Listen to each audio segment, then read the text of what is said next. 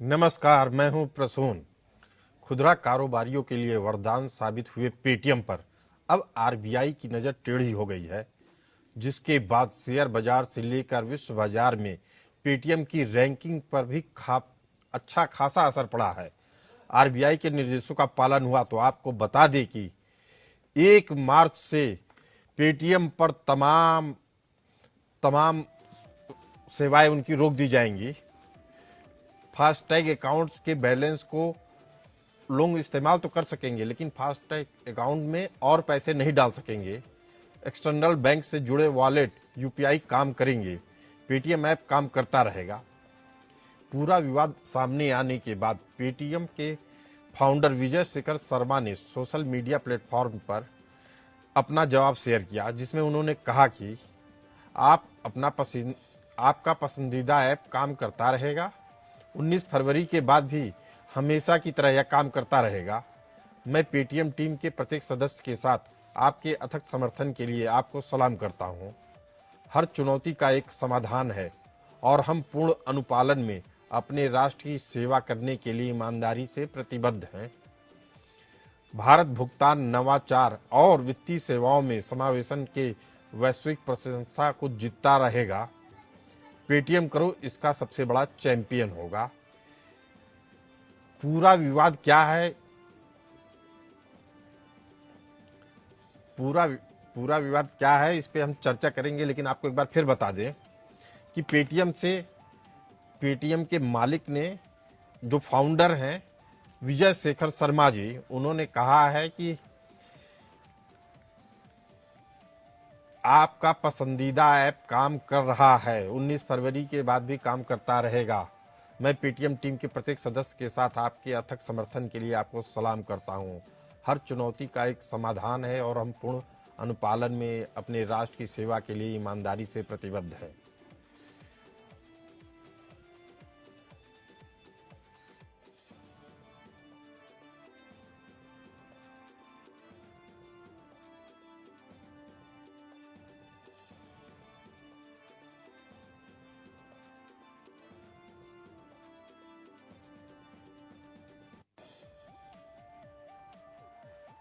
हुए हैं, उनके ऊपर आरोप है कि आरबीआई के निर्देशों का पालन नहीं किया, जिसके कारण से आरबीआई ने यह कार्रवाई की।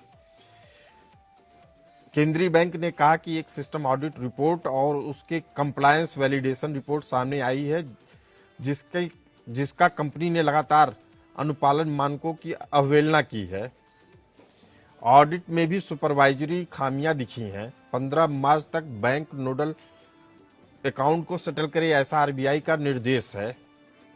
जिसके साथ ही पेटीएम बैंक से संबंधित कई सुपरवाइजरी खामियां भी सामने आई, जिसके कारण लग रहा है कि भविष्य में भी कंपनी के खिलाफ जरूरी एक्शन लिए जाएंगे।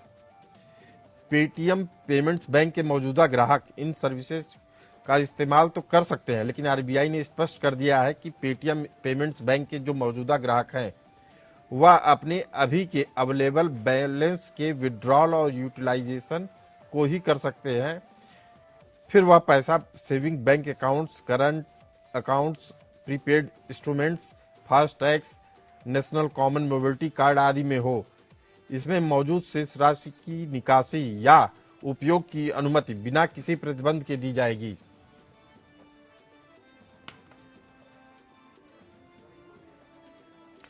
इस पूरे मसले पे चर्चा के लिए हमारे साथ मौजूद हैं बैंकिंग सेक्टर के एक्सपर्ट अश्विनी पारिक जी और अशोक मट्टू, आरबीआई के पूर्व गवर्नर जनरल मैनेजर हैं, जीएम हैं। सबसे पहला सवाल अश्विनी पारिक जी से। अश्विनी पारिक जी, आपका बहुत बहुत स्वागत है हमारे इस कार्यक्रम में।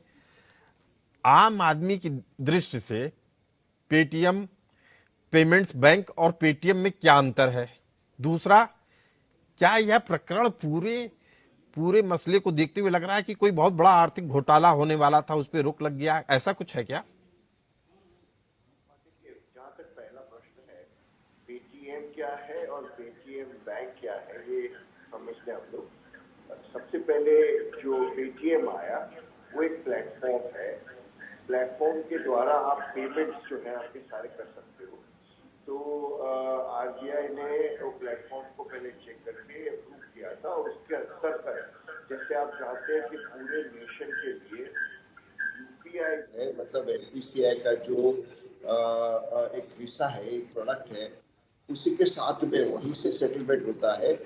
नेशन वाइड एक जो स्विच है उसी के ऊपर ही ट्रांजेक्शन होते हैं। तो पेटीएम एक बड़ा सा उसके अंदर पार्टिसिपेंट उभर के आया था। अब जब हम लोग देखने जाते हैं तो पहले वो प्लेटफॉर्म बना, उसके बाद में जब बैंकिंग लाइसेंस की, डिफरेंशिएटेड बैंकिंग लाइसेंस की जो एप्लीकेशन लोगों ने डाली, इसके लिए आरबीआई ने उस सेक्टर को ओपन किया, तो उस वक्त पे पेटीएम ने पेटीएम बैंक के लिए एप्लीकेशन की थी जो उनको दिया गया था। तो दो अलग अलग संस्थाएं हैं, उनके शेयर होल्डर्स भी दोनों अलग हैं। एक पेटीएम बैंक है जिसका जो रेगुलेशन होता है वो बैंक के पेटीएम जो या पेमेंट बैंक का जो रेगुलेशन होता है उसके अंदर आता है। और जहां तक पेटीएम का सवाल है, वो एक प्लेटफॉर्म है जिसके माध्यम ट्रांजेक्शन होते हैं। तो जहां तक बैंकिंग अकाउंट का सवाल है, जहां पे से सेटलमेंट्स होते हैं, जैसे अगर आप कोई मर्चेंट के पास में जाके कोई चीज खरीदते हैं तो आप वहां पे पेटीएम का प्लेटफॉर्म यूज करके वो पेमेंट कर सकते हैं, लेकिन उसका सेटलमेंट होता है दो बैंकों के बीच में, वो तो बैंक से करते हैं। जी जैसे अगर आपका कार्ड एक बैंक ने इश्यू किया है और अगर आप जो मर्चेंट का जो बैंक अकाउंट है जिसके अंदर आप पैसा डालना चाहते हैं या फिर उसको पेमेंट करना चाहते हैं, तो उस वक्त पे दोनों बैंक, मर्चेंट का बैंक या तो एक्विजिशन जो करता है ट्रांजेक्शन वो बैंक, और मर्चेंट का बैंक और कस्टमर का बैंक, तो बैंक के बीच में सेटलमेंट होता है। पेमेंट बैंक को यह अधिकार है सेटलमेंट में पार्टिसिपेट करने का, लेकिन पेटीएम को नहीं है। ये तो बात समझ में आ गई यशवंत पारेख जी, लेकिन मैं ये पूछ रहा था कि क्या यह किसी बड़े आर्थिक घोटाले की ओर इशारा कर रहा है यह संकट? हाँ देखिए, अब एक तो ये होता है कि जहां तक मतलब ऑडिट का सवाल होता है, तो ऑडिट जो फाइंडिंग्स होते हैं वो आम तौर पे लोगों को नहीं बताए जाते, क्योंकि अगर वो लोगों को सीधा सीधा बताया जाए तो उसके हिसाब से जिसका जो डर है, जिस चीज का डर होता है मिसयूज का, वो तो सबके सामने ही पहले हो जाता है। जी, तो जैसे बहुत सारी चीजें हैं, जैसे अगर ऑडिट में ये तय हुआ या तो सुपरविजन के रिपोर्ट्स में आप ये कह तय रहे हैं हुआ। पारेख साहब कि कई चीजें अभी भी पर्दे के पीछे हमारे साथ हैं। अशोक मट्टू जी आरबीआई के पूर्व जीएम रह चुके हैं। अशोक मट्टू जी, आपसे भी यही सवाल कि क्या यह प्रकरण किसी बड़े आर्थिक घोटाले की ओर संकेत करता है? देखिए, ये मैं आपका ये जो जवाब है ना आपका, इसमें आपको इसके बारे में पूरा समझना पड़ेगा। जी, पेटीएम बैंक जो है ना, पेटीएम पेमेंट बैंक एक अलग संस्था है और पेटीएम एक अलग संस्था है। पेटीएम बैंक से पहले की संस्था है, ठीक है, वो एक वैलेट है, ठीक। जी, वैलेट जी, जैसे तो एक तरीके का, जैसे भाई किसी और, उसका अरेंजमेंट पहले किसी और बैंक के साथ होता था। जब ये पेटीएम बैंक ये 2016 में जब आए तो पेटीएम बैंक बनाया गया। जैसे एयरटेल पेमेंट बैंक है, ऐसे पेटीएम बैंक भी बनाया। ये संस्था जो है, ये जो पेटीएम के जो सीईओ है मिस्टर विजय शेखर शर्मा, और जो इनकी पेरेंट संस्था है, जिस संस्था में ये जिसके कंपनी के पेटीएम है, जिसको जो ओरिजिनल संस्था थी, बड़ी संस्था थी जो वैलेट बिजनेस करती थी, उनके इसमें 51 और 49% इसमें होल्डिंग है पेमेंट बैंक में, ठीक है। पेमेंट बैंक जो रिजर्व बैंक की ओर से जो भी पेमेंट बैंक है उसमें कुछ कंडीशंस है। हालांकि वो एक बैंक की तरह काम करते हैं, परंतु उसमें एक फर्क ये है कि वो कोई लेंडिंग एक्टिविटी नहीं कर सकते, उधार किसी को नहीं दे सकते, क्रेडिट कार्ड वगैरह इशू नहीं कर सकते। तो इसलिए उसमें क्रेडिट रिस्क कुछ नहीं है। क्रेडिट रिस्क समझते हैं ना? जी, जी, तो आप घोटाला की लेकिन ओर संकेत कर रहे हैं ना, तो ये घोटाला वाली बात जो है ना, ये जब इसमें क्रेडिट रिस्क होता है, जैसे बैंक ने किसी को लोन दिया, वो खा गया, वो नहीं वापस दिया, तो ये क्रेडिट रिस्क होता है। तो क्योंकि इनको परमिशन ही नहीं है कि आप लेंडिंग एक्टिविटी कोई करें या आप क्रेडिट कार्ड इशू करें, तो इसलिए वो रिस्क तो है ही नहीं, नंबर एक। ये जो बेसिकली ये बैंक बनाए गए थे, ये सेविंग्स बैंक वगैरह खोलेंगे, सेविंग्स या करंट जो भी खोलेंगे, इसमें ये था कि ये फिक्स डिपॉजिट भी नहीं खोल सकते। इसमें ये था कि ये बेसिकली फाइनेंशियल इंक्लूजन पर्पस के लिए थे, क्योंकि माइग्रेंट लेबर है फॉर एग्जांपल, एक स्टेट से दूसरे स्टेट उनको पैसे भेजने होते हैं, वो छोटे अकाउंट रखते थे, पहले 1 लाख की लिमिट थी और अब 2 लाख की लिमिट तक का डिपॉजिट वो रख सकते हैं। ये जो पेमेंट बैंक है, ये पेमेंट बैंक का अब इतनी जानकारी के बाद अब जो रिस्ट्रिक्शन लगी है वो पेमेंट बैंक पे लगी है, पेटीएम पे नहीं लगी। पेटीएम जो है मैं इस मुद्दे पे आऊंगा अशोक मट्टू जी, उससे पहले आप ही की बात को आगे बढ़ाते हुए मैं कहना चाहता हूं कि ग्राफिक्स बगल में चलाया जाए जिसमें Paytm bank, Paytm payment bank और आरबीआई के बीच में जो महत्वपूर्ण घटनाक्रम हुए हैं उसकी क्रोनोलॉजी को समझते हैं। 2016 में विजय शेखर शर्मा को आरबीआई के भुगतान बैंक लाइसेंस प्राप्त करने वाले उन व्यक्तियों में गिना जा सकता है जिनको मिला था ये लाइसेंस। 11 लोग थे, उसमें विजय शेखर शर्मा जी भी थे। 2017 में पेटीएम पेमेंट्स बैंक ने मई में परिचालन शुरू किया, जिसमें शर्मा के पास 51% और पेटीएम पेरेंट्स के पास 49% शेयर्स थे। 2018 में जून में आरबीआई ने पेटीएम पेमेंट्स बैंक को खातों और उसके वॉलेट के लिए नए उपयोगकर्ताओं को शामिल करने पर प्रतिबंध लगा दिया गया था। कारण यह बताया गया कि नए उपयोगकर्ताओं की केवाईसी में चूक थी, बैंक की कुल संपत्ति और दिन की जमा संपत्ति भी शामिल थी। 2019 में प्रतिबंध के 6 महीने बाद आरबीआई ने पेटीएम को अपने बैंक और वॉलेट के लिए नए ग्राहक जोड़ने की अनुमति दी। ये बड़ी चीज है। 2019 में वो प्रतिबंध हटा लिए गए, कहा गया केवाईसी आपने जो मानक थे वो पूरे कर लिए थे। 2022 में फिर मामला शुरू होता है मार्च में। आरबीआई ने फिर से पेटीएम पेमेंट्स बैंक के नए ग्राहक को जोड़ने पर रोक लगा दिया और आईटी ऑडिट अनिवार्य कर दिया। दिसंबर 2023 में पेटीएम ने अपने ग्राहकों के लिए पोस्टपेड सेवाएं बंद कर दी और जनवरी 2024 आरबीआई ने पेटीएम पेमेंट्स बैंक को सभी बैंकिंग सेवाएं बंद करने का निर्देश दिया, ये आदेश दिया है। अब आखिर ऐसी क्या स्थितियां आ रही हैं जो पेटीएम को मानने में दिक्कत आ रही है? अशोक मट्टू साहब, देखिए मैं आपको इसमें एक चीज बताऊं, जो regulator reserve bank of India है वो एक्शन ऐसे नहीं लेता है। इनकी उसमें कुछ ना कुछ बात में जो वो कह रहे हैं ना, कंप्लायंस में कमी पाई गई है।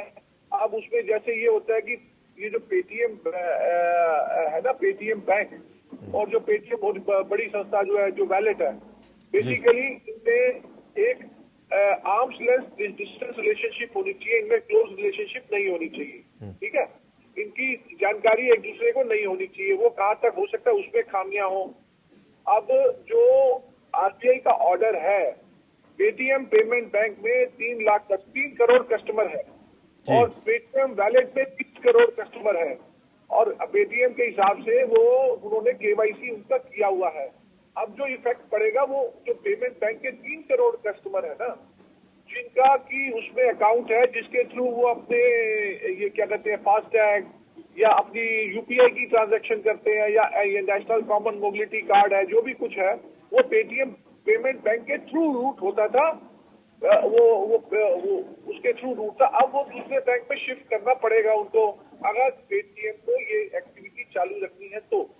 अब इसमें कंफ्यूजन थोड़ा समाज जनता के लिए ये है, पेटीएम और पेटीएम पेमेंट बैंक ये 2 अलग अलग संस्था है। अब इसमें क्योंकि आम जनता को बेसिकली क्या है कि पेटीएम का नाम सुन के ही उनको कईयों को ये भी नहीं पता पेटीएम का बैंक भी है, स्मॉल ये पेटीएम का ये पेमेंट बैंक भी है। अब हमें इसमें फर्क देखना पड़ेगा, पेटीएम क्या है और पेटीएम पेमेंट बैंक क्या है, दोनों अलग अलग संस्था है।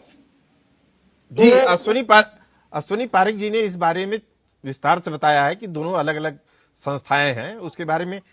लेकिन एक चीज और अशोक मट्टू जी, एक क्लैरिफाई कर दूं, बैन पेटीएम पेमेंट बैंक पर है। अब पेटीएम बैंक से ये जो एक्टिविटी 29 के बाद नहीं होगी, फास्टैग वगैरह रिचार्ज जो उन कस्टमर्स का नहीं होगा जिन कस्टमर का अकाउंट पेटीएम बैंक से लिंक्ड है। मान लो मेरा एचडीएफसी बैंक से लिंक्ड है, ठीक है, फास्टैग वगैरह जो भी है, या किसी और बैंक के थ्रू, तो जो पेटीएम के थ्रू मैं करता हूँ, जो उसका जो बैंक है वो दूसरा बैंक है, पेटीएम बैंक नहीं है, वो तो मेरा चलता रहेगा। जैसे क्यूआर कोड है, ऑफलाइन ट्रांजैक्शन है मर्चेंट की। नहीं, जैसे फास्टैग अगर मैं भी यूज करता हूं पेटीएम का, तो मैं इतना समझना चाह रहा था कि क्या वो फास्टैग अब किसी और बैंक से लिंक हो जाएगा या वो उस बैंक को पहली बात तो है कि जो उस बैंक के कस्टमर है ना, जो पेटीएम पेमेंट बैंक के 3 करोड़ कस्टमर है, उनको जो है दिक्कत आ सकती है। 29 के बाद, 29 तक तो किसी को कोई दिक्कत नहीं है, ठीक है। उस 29 तक तो वो कुछ भी विड्रॉ कर सकते हैं, ऐड कर सकते हैं, कुछ भी कर सकते हैं। 29 के बाद वो ऐड अपना कुछ पैसा ऐड नहीं कर पाएंगे, सिर्फ विड्रॉ कर पाएंगे या उसको यूज कर पाएंगे। खुदरा व्यापार के लिए वरदान साबित हुए पेटीएम पर अब आरबीआई की नजर टेढ़ी हो गई है, जिसके बाद शेयर बाजार से लेकर विश्व बाजार में पेटीएम की रैंकिंग पर भी खासा असर पड़ा है।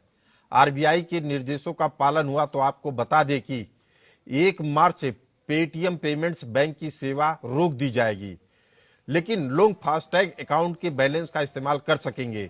लोग फास्टैग अकाउंट्स में और पैसे नहीं डाल सकेंगे। एक्सटर्नल बैंक से जुड़े वॉलेट यूपीआई काम करते रहेंगे। पेटीएम ऐप काम करता रहेगा। पेटीएम पेमेंट बैंक आरबीआई के बीच महत्वपूर्ण हुए घटनाक्रम में 2016 में विजय शेखर शर्मा आरबीआई से भुगतान बैंक लाइसेंस प्राप्त करने वाले 11 प्राप्तकर्ताओं में से एक के रूप में उभरे। 2017 में पेटीएम पेमेंट्स बैंक ने मई में परिचालन शुरू किया, जिसके पास 51% और पेटीएम पेरेंट्स के पास 49% हिस्सेदारी रही। 2018 जून में आरबीआई ने पेटीएम पेमेंट्स बैंक को खातों और उसके वॉलेट्स के लिए नए उपयोगकर्ताओं को शामिल करने पर प्रतिबंध लगा दिया। कारण बताया गया कि नए उपयोगकर्ताओं के केवाईसी में चूक, बैंक की कुल संपत्ति और दिन की जमा राशि समाप्ति शामिल है। 2019 में प्रतिबंध के 6 महीने बाद आरबीआई ने पेटीएम को अपने बैंक और वॉलेट के लिए नए ग्राहक जोड़ने की अनुमति दे दी। 2022 मार्च में आरबीआई ने फिर से पेटीएम के पेमेंट्स बैंक को नए ग्राहक जोड़ने से रोक दिया। आईटी ऑडिट को अनिवार्य कर दिया गया। दिसंबर 2023 में पेटीएम ने अपने ग्राहकों के लिए पोस्टपेड सेवाएं बंद कर दी। जनवरी 2024 में आरबीआई ने पेटीएम पेमेंट्स बैंक को सभी बैंकिंग सेवाएं बंद करने का आदेश दिया। पूरा विवाद सामने आने के बाद पेटीएम के फाउंडर विजय शेखर शर्मा ने सोशल मीडिया प्लेटफॉर्म एक्स पर अपना जवाब शेयर किया, जिसमें उन्होंने कहा कि आपका पसंदीदा ऐप काम कर रहा है। 29 फरवरी के बाद भी बैंक हमेशा की तरह काम करता रहेगा। मैं पेटीएम टीम के प्रत्येक सदस्य के साथ आपके अथक समर्थन के लिए आपको सलाम करता हूं। हर चुनौती का एक समाधान है और हम पूर्ण अनुपालन में अपने राष्ट्र की सेवा करने के लिए ईमानदारी से प्रतिबद्ध हैं। भारत भुगतान, नवाचार और वित्तीय सेवाओं में समावेशन के वैश्विक प्रशंसा के लिए जीतता रहा है, जीतता रहेगा। पेटीएम करो, इसका सबसे बड़ा चैंपियन होगा। पूरा विवाद क्या है, इस पर चर्चा करने के लिए हमारे गेस्ट पैनल मौजूद हैं। जयराम रमेश, कांग्रेस प्रवक्ता, उन्होंने एक ट्वीट किया है जिसके जरिए उन्होंने कहा है कि पेटीएम पहले भी आरबीआई के निर्देशों का पालन करने में नाकाम साबित हुआ है, तो आखिर सरकार उसके ऊपर या आरबीआई कड़ी निगरानी क्यों नहीं रख रही है? क्यों उसको बार बार छूट दी जाती है ताकि वो फिर एक गलती और करे? इस बारे में बात करते हैं पारेख साहब से। पारेख साहब, देखिए प्रसूत साहब, पहले तो हम लोगों को एक एक्सेप्ट करना चाहिए कि आरबीआई जब किसी को लाइसेंस देती है तो उस समय पे उसका फिट एंड प्रॉपर चेक किया जाता है। उसके अलावा उसका बिजनेस प्लान भी चेक किया जाता है और उसी बाद में उसको लाइसेंस मिलता है। अब अपेक्षा ये होती है कि जो मतलब कंपनी को जो लाइसेंस मिला है वो बराबर से कंप्लाई करेगा, सारे रेगुलेशंस को बराबर ऑब्जर्व करेगा। कहीं जाके आरबीआई को अगर लगता पारेख साहब, आप बैंकिंग सेक्टर के एक्सपर्ट हैं, मैं आपसे अपनी जानकारी के लिए पूछ रहा हूं और दर्शकों की जानकारी के लिए, क्या आरबीआई का कोई ऐसा मैकेनिज्म है जिसमें वो मंथली बेसिस पे या 6 मंथली बेसिस पे इन चीजों को निगरानी करता हो कि बैंक सही काम कर रहे हैं नहीं कर रहे हैं? कोई मॉनिटरिंग बॉडी है ऐसी बैंकों पे? बिल्कुल बिल्कुल। देखिए जो आरबीआई का जो मॉनिटरिंग होता है वो 2 किस्म का होता है, ऑनलाइन एंड ऑफलाइन बोलते हैं इसको। मतलब ऑफलाइन का मतलब ये होता है कि हर एक बैंक का जो डेटा बेस होता है या जो डेटा होते हैं आरबीआई उसको इंस्पेक्ट कर सकता है। तो जैसे हमने देखा कि आगे कभी वार्निंग मिली थी पेटीएम को और उसके साथ पेटीएम बैंक को, और उसके साथ में उनके ऊपर रोक लगाई गई थी और वापस उसको खोल दी गई थी। तो ये जो उस समय का जो मतलब नॉन कंप्लायंस जो था, वो नॉन कंप्लायंस को स्टडी करने के बाद में और जहां तक एश्योरेंस मिला बैंक के पास से कि ये सारी चीजों को अच्छी तरह से देखा जाएगा, उसके बाद में उसको रीओपन किया।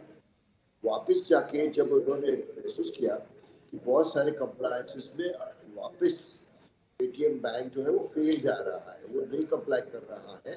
तो देखिए, एक पेमेंट बैंक का जो प्लेटफॉर्म होता है, तो एक बैंक जो होती है पेमेंट की, उसमें हमें आपको समझना चाहिए कि from the point of view systemic risk के बहुत इंपॉर्टेंट ऑर्गेनाइजेशन होते हैं। अगर एक बैंक में कुछ भी किस्म का प्रॉब्लम आ गया तो बहुत सारे बैंकिंग सिस्टम पे उसकी असर होती है।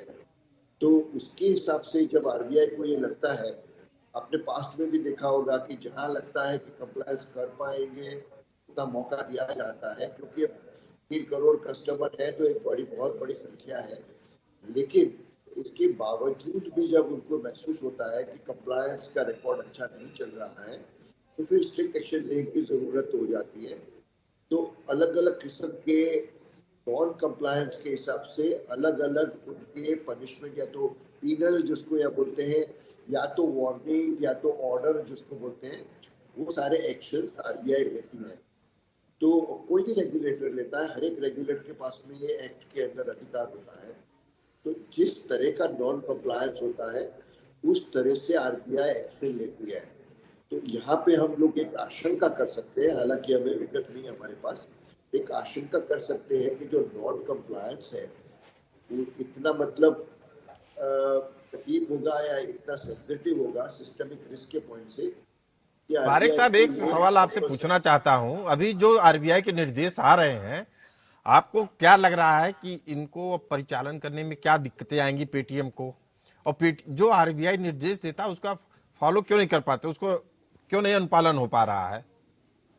सबसे देखिए, इसमें अगर आप पेमेंट बैंक की जो फंक्शनिंग होती है उसके अंदर आप जाए, तो पेमेंट बैंक के पास में जो एक मतलब एक रिस्ट्रिक्शंस की जो सेट होती है, उसके अंतर्गत वो लोग लैंडिंग तो कर ही नहीं सकते। डिपॉजिट भी उन्होंने फिर 1 लाख रुपए का कस्टमर पर कस्टमर लेना होता है, और उनका केवाईसी वगैरह उन्हीं का होता है। तो अगर फाइनेंशियल वायबिलिटी लाने के लिए पारेख साहब, मैं ये पूछना चाह रहा था आपसे कि जयराम रमेश जो बात कह रहे हैं कि चीनी लिंक वाली एक फर्म एक भी उन पर 31% चीनी स्वामित्व और 7,000 करोड़ से अधिक के चीनी निवेश के साथ, जिसे पहले आरबीआई द्वारा 2022 में गैर अनुपालन के लिए दंडित किया गया, को कड़ी निगरानी में क्यों नहीं रखा गया? अगर कड़ी निगरानी में रखा जा रहा है तो अभी आरबीआई का ही काम है, एक मैकेनिज्म होगा। देखिए, मैं आपको बताऊं वापस, मैं वही समझाने जा रहा था कि नॉन कंप्लायंस अगर एक बार जो ऑब्जर्व किया गया था, उसके ऊपर जो रोक-टोक लगाई गई थी, एक बार वापस कहीं जाके वो बैंक ने आरबीआई को प्रूफ दिया होगा या कन्विंस किया होगा कि उन लोग वो कंप्लायंस को अच्छी तरह से देख रहे हैं, तब जाके आरबीआई ने किया होगा। तो ये कतई गलत है ये सोचना कि आरबीआई निगरानी नहीं रख रहा है या किसी भी किस्म की कोई भी इसके ऊपर मतलब लीनियंसी या दिखाई गई थी। जी, आरबीआई के पूर्व जीएम हमारे साथ मौजूद है, अशोक मट्टू जी। अशोक मट्टू जी, आपसे पूछना चाह रहा हूं कि ये आम ग्राहक के लिए, पेटीएम का जो कस्टमर है, उसके लिए कितना बड़ा संकट है, सरल शब्दों में?